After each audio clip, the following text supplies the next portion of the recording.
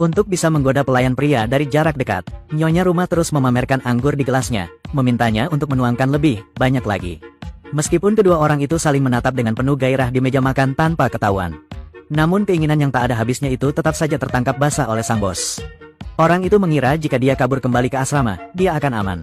Namun tanpa diduga sang tuan mulai memeriksa detak jantung setiap pelayan. Dibandingkan dengan teman sekamar yang lain, detak jantungnya seperti sedang berdansa, mengikuti musik disko. Karena gelap, saya tidak dapat melihat apapun dengan jelas.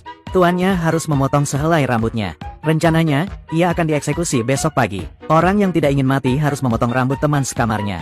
Benar saja, keesokan harinya dia berhasil menyusup. Beruntung karena selamat, pria itu mulai dengan sengaja menjaga jarak dari pemilik wanita itu. Tetapi orang yang hampir kehilangan nyawanya bukanlah dia. Melihatnya menghindarinya membuatnya semakin tertarik. Sementara itu dari jauh di tembok kota mereka melihat dengan jelas. Berikan aku penisnya. Pria berbadan bagus itu kembali mempertahankan hidupnya. Beruntungnya dia bertemu seorang pendeta yang membutuhkan bantuan di pegunungan. Untuk berterima kasih kepada orang yang membantunya mengambil sutra yang hampir hanyut.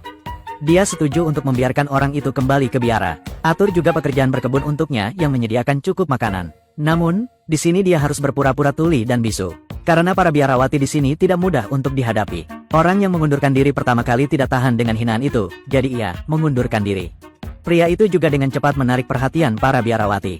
Hanya karena saling memandang, seorang biarawati menempelkan kapak ke leher pria itu. Konon katanya dia tuli dan bisu, maka biarawati itu berbicara dengan keras supaya dapat mendengar.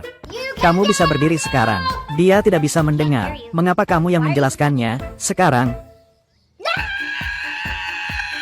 Meskipun lelaki itu tuli dan bisu, tubuhnya yang kekar juga menarik perhatian biarawati itu. Jarak antara kedua insan itu semakin dekat, bibir mereka bagaikan magnet yang saling menarik. Jika bel jam 8 tidak tiba-tiba berbunyi, mungkin telah merenggut beberapa nyawa di tanah ini. Dan biarawati pemarah itu, sekali lihat saja, Anda bisa tahu ada yang tidak beres dengan sang guru hari ini. Kerudung yang membosankan ini telah hilang. Celah-celah kukumu masih penuh lumpur. Tapi melihat tapi tidak mengatakan adalah teman yang baik. Dibandingkan dengan sang guru, dia dan teman dekatnya bahkan lebih profesional. Dua orang menggunakan tanaman untuk meneliti cairan yang merangsang tubuh. Dia berbisik lembut ke mata biarawati itu. Lalu gunakan pisau kecil untuk mengambil darah untuk mengaplikasikan perona pipi pada pipi. Mereka bekerja selama beberapa saat tanpa memperhatikan orang lain tetapi langsung menyasar orang tersebut. Pisau di leher langsung dipaksa berhubungan seks dengan pria tersebut. Melihat kakak tertua dan biarawati itu marah, mereka berdua mengambil tindakan. Kakak yang ketiga melihat lelaki itu tertidur lelap dan mendapat ide buruk. Karena sebelumnya aku diam-diam melihat biarawati itu dengan marah membuat cairan misterius itu. Dia menirunya namun menuangkannya ke dalam mulutnya. Dia punya obat di kepalanya dan ada bubuk merah muda yang menakutkan di tubuhnya. Tanpa mengetahuinya, saya pikir dia datang untuk memakan orang.